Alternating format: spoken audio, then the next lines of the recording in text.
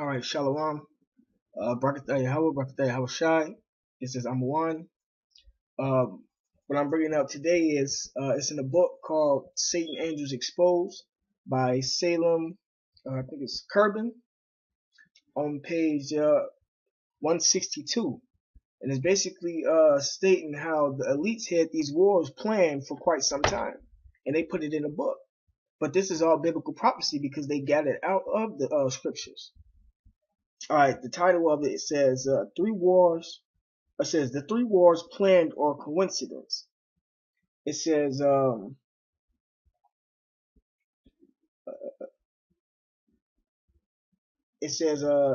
interlocking conspiracy.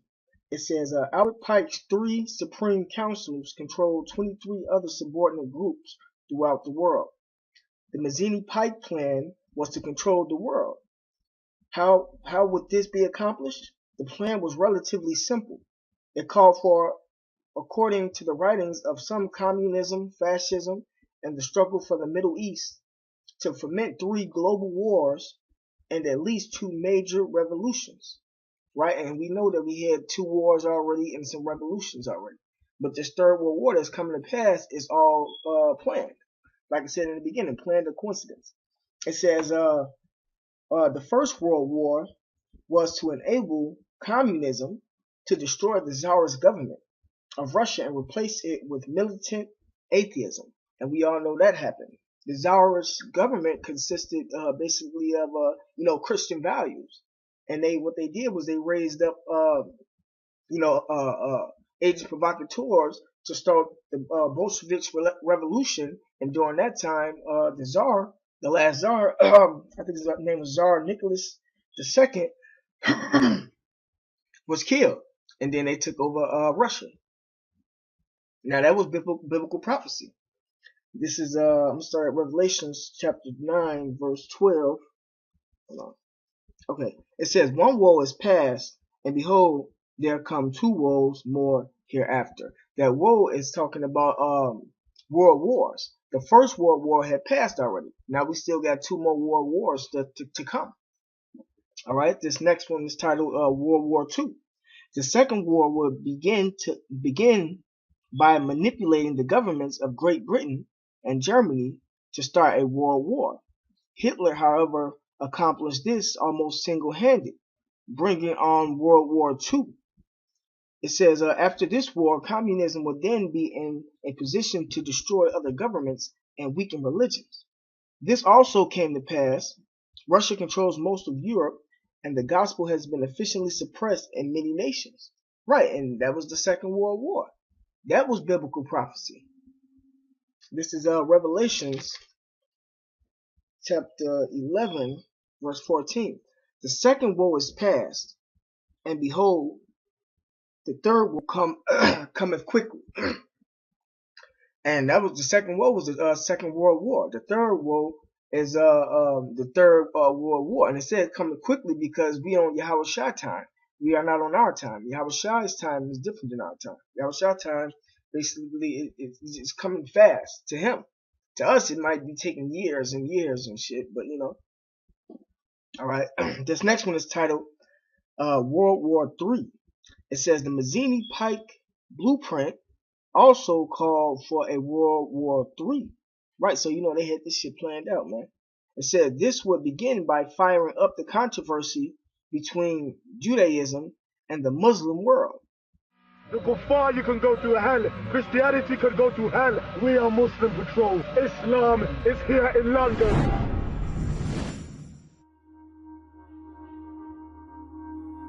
There's a weird thing happening in East London.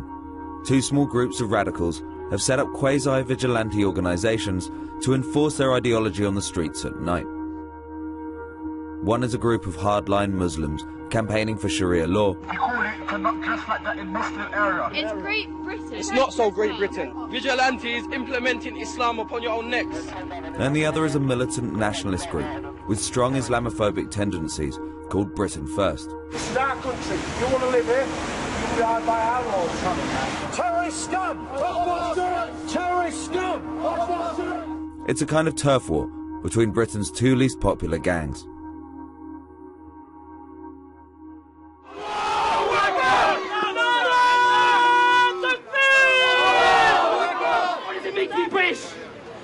be British means to be alcoholic. You're an animal. To be British, to be a drug addict. To be British is to be a paedophile. Do you know what we say? Your British and sick can go to hell. Muslim paedophile grooming gangs off our streets. High-level political discourse on the streets of London. Two groups of men shouting paedophile at one another. Hello, sir. Do you mind talking on camera? Who's it for? This company called Vice. Did he get arrested for knocking the camera out of hand? There's a little bit of tension boiling outside Paddington Green right now. These guys are being slightly more PR friendly. We don't recognise British law at all. We believe in Islam, we believe in the Sharia, and that's what sets our parameters for right and wrong. Have you come across the Christian patrols that have been set up in response to the Muslim ones? I mean, they're just a racist group. What about if they physically intimidated one of your patrols? We don't turn the other cheek. If they insist on using violence, we'll use self-defence measures to protect ourselves. We have invited a special guest, a source of anger, frustration and hatred for all of you inside. Anjem Choudary. My dear Muslims and non-Muslims, we stand here today to forbid the evil of man-made law. Anjem Choudary is one of the biggest tabloid hate figures in the UK, and he is the ex-leader and founder of several hardline Islamist groups currently banned under the UK Terrorism Act. Choudary has been linked to a number of convicted terrorists, such as Michael Adebolaja, one of the killers of Lee Rigby, pictured here with Choudary at a protest in London in 2007. That is why they are worried. What it is a microcosm of how different the extreme factions that are operating within Britain today are. On one hand, you've got Anjem Choudary, who's preaching...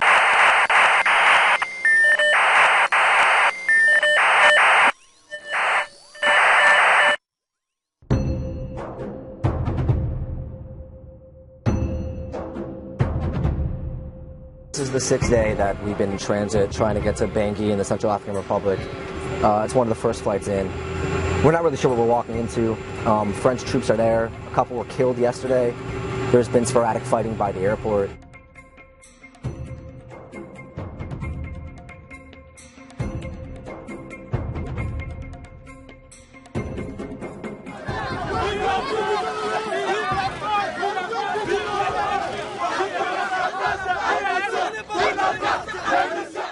UNOCHA now estimates that over 100,000 people in the city of Bangui are displaced alone after the recent spate of violence. Muslims have sought refuge in mosques. Christians have sought refuge in churches. Here at the Monastery of Bliss, there's over 15,000 IDPs. Many of them have been there for nearly a week. And what they told us is that they're still scared to go home despite the presence of French troops. They fear that there's been a recent spate of tit-for-tat killings, reprisals, armed Muslims on Christian civilians, armed Christians on Muslim civilians, and they just don't know when it's going to get better. I have lost my own brother last Thursday. To the fighting? Yes, they killed my own brother. I'm sorry to hear that. Huh? If I was a man of anger, I could take any gun, any knife or bomb, kill everybody. But I will not do it. Can you ask him? Can you ask him what happened? Can you ask him? Non, merci.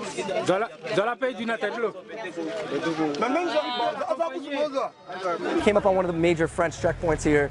As you can see, there's French troops behind me, there's FOMAC, there's all sorts of just different uniformed groups. And we came up right upon the scene as a machete attack had just gotten underway.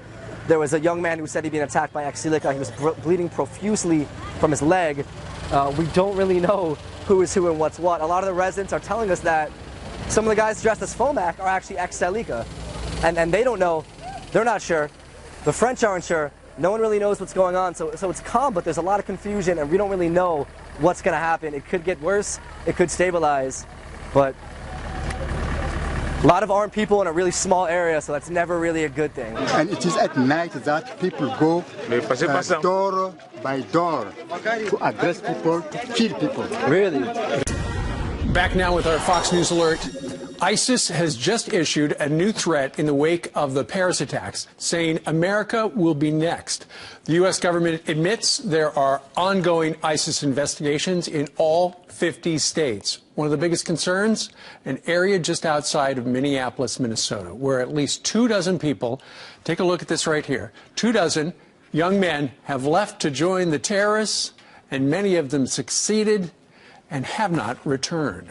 Tom Lydon covers the terror beat for Fox 9 in Minnesota, and he knows these stories inside and out. So, Tom, we were just looking at that graphic right there. So all those young men left the Minneapolis area. They went over to ISIS. They still haven't come back? That's correct. Not that we know of. We don't know of any who have returned yet. And, of course, that is the huge fear here, that we will send someone over, either who has gone to ISIS, Syria, to fight for ISIS, or who left back in 2007 to go fight for al-Shabaab in Somalia, that one of those men will come back here and have some kind of terror attack here in the U.S. and here in Minnesota. You know, it's about a year ago that al-Shabaab, which is now working in concert with ISIS, put out this video in which they identified the Mall of America as a potential terror target. The message in this recruiting video was, hey, if you can't make it here to Somalia, if you can't travel to Syria, go ahead and attack the state in your homeland. And they even had a little graphic of the Mall of America right down to GPS coordinates on the side that were smack dab in the middle of Mall of America. And that obviously would be a huge symbolic target here in Minnesota. Absolutely. And Tom, we have talked about how they've been so effective recruiting on social media. And in fact, apparently this terror mastermind who was involved in the Paris